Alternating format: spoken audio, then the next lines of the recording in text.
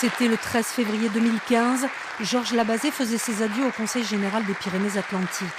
Après 39 ans de présence, dont 4 à la tête de l'Assemblée, Georges Labazée, Jo, comme on l'appelait en Béarn, restait sénateur pour 3 ans.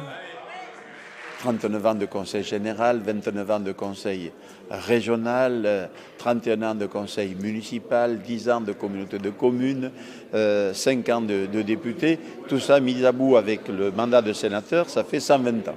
Élu conseiller général du canton de Thèse en 1976, reconduit jusqu'en 2008, cet ancien instituteur a été le premier homme de gauche président du département entre 2011 et 2015. Un mandat qu'il a très vite placé sous le signe des dépenses sociales, quitte à faire grincer des dents l'opposition. Les politiques de solidarité, c'est notre marqueur à gauche, donc que ce soit en direction des personnes âgées, des personnes handicapées, en direction du revenu de solidarité active, en direction des politiques de l'enfance, je n'ai pas voulu réduire la dépense sociale. Militant socialiste de la première heure, député de la première circonscription de 1981 à 1986, conseiller régional, vice-président du conseil régional, Georges Labazée est élu sénateur en 2011. Ce sera son dernier mandat.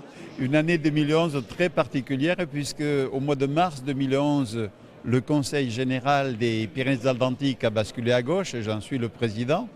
Et puis, quelques mois après, je suis élu au Sénat qui vient de basculer à gauche. Et donc, c'est une histoire assez fabuleuse.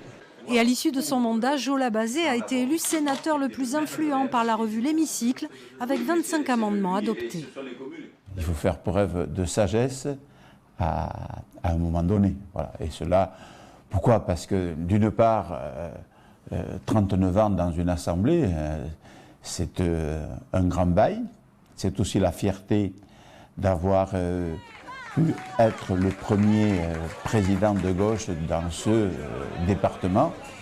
Mais je ne suis pas un homme à vouloir s'accrocher à tout prix au mandat. En 2017, l'ancien champion de France junior de rugby quitte la vie publique pour se réfugier dans son fief de Vivins. C'est un poids lourd de la politique béarnaise qui vient de s'éteindre.